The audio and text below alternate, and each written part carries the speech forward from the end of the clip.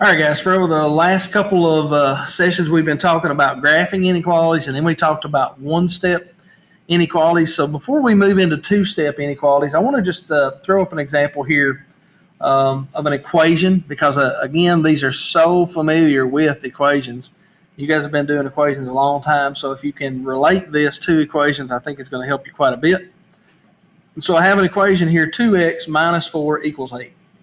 So let's go ahead and draw our line down through the middle, down through the equal sign, so that we know that we have two sides to this equation. Again, our goal is always to isolate the variable. So I want to ask you this question. What would you do first? Would you deal with this 2 and this x here, or would you deal with this negative 4 first? What really needs to move first? And so one of the things I've taught over the years, a limited number of years here, is to isolate that variable, just kind of put your finger over it. And then you know that, okay, I'm not dealing with this right now.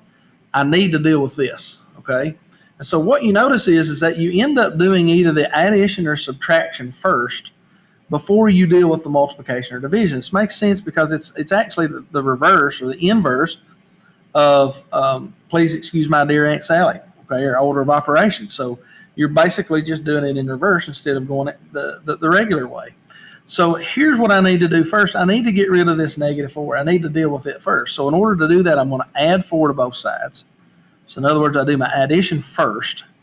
That leaves me with 2x still over here. I still have that because this is the only thing that canceled. And it equals 8 plus 4, which is 12. And then at that point, then, I could deal with this multiplication that I have between 2 and x, which means I have to divide, right? The inverse of multiplication is division.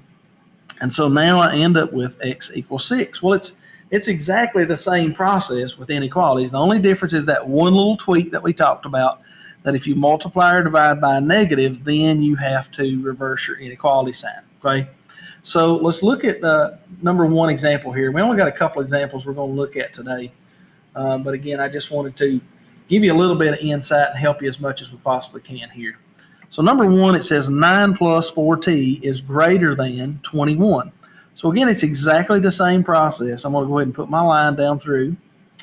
And again, I'm not dealing with this first. I'm going to take care of either the addition or subtraction first. So right now, I look at this 9, and there is no symbol here. There's no negative sign.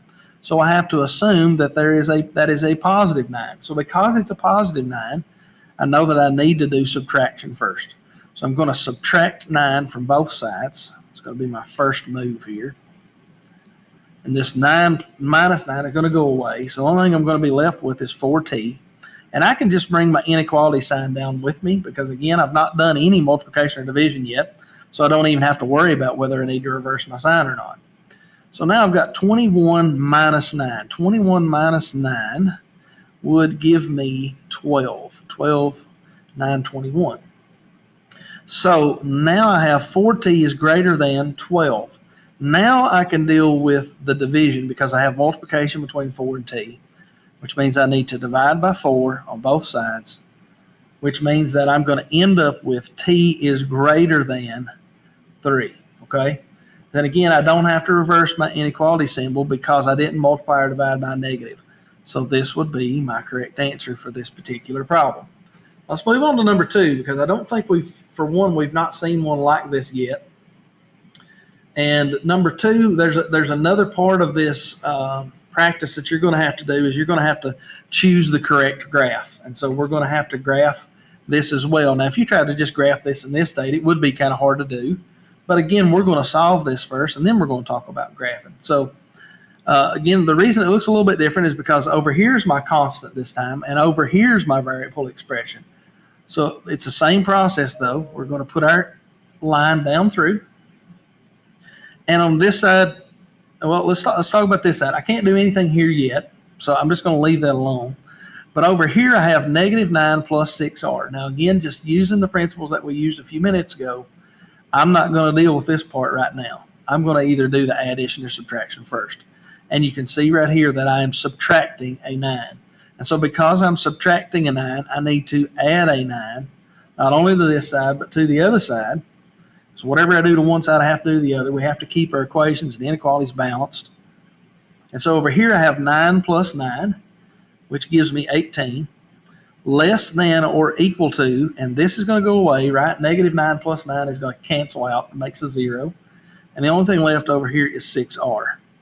So now at this point, I can do exactly the same thing I did in the other problem. I'm going to divide by 6 because I'm currently multiplying by 6. So I need to do the inverse, which is divide by 6. Over here, I'm going to be left with r. I've got a less than or equal to symbol there, and 18 divided by 6 would give me 3. Now my question is, if I'm asked to graph this, again, this is going to be a little bit of review. If I'm asked to graph this, can I just do this? Can I just do this right here?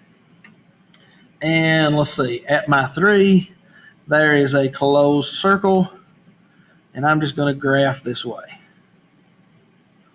Well, again, what did we say last time? Hopefully, if you had reviewed the previous videos, then you would realize that we cannot use this symbol to tell us which direction to go unless this is on the left side, okay? So my caution to you is this. Before you just choose a graph and say, well, that has to be it, make sure that your variable is on the left side, okay? So again, how do we do that? Well, we can switch these around. I can put the r over here and the 3 over here. The only thing I have to do is I have to reverse my inequality sign if I switch these two things around. So this would mean this would actually be the inequality that would need to be graphed, which means that my graph should look like this. So again, I'm going to have that closed circle at 3, but instead it's going to go this way. Okay, so this one is not correct. Okay, because this is the inequality that we actually need to graph. So hopefully, again, this has been helpful. And if you have any questions or concerns, feel free to reach out to us.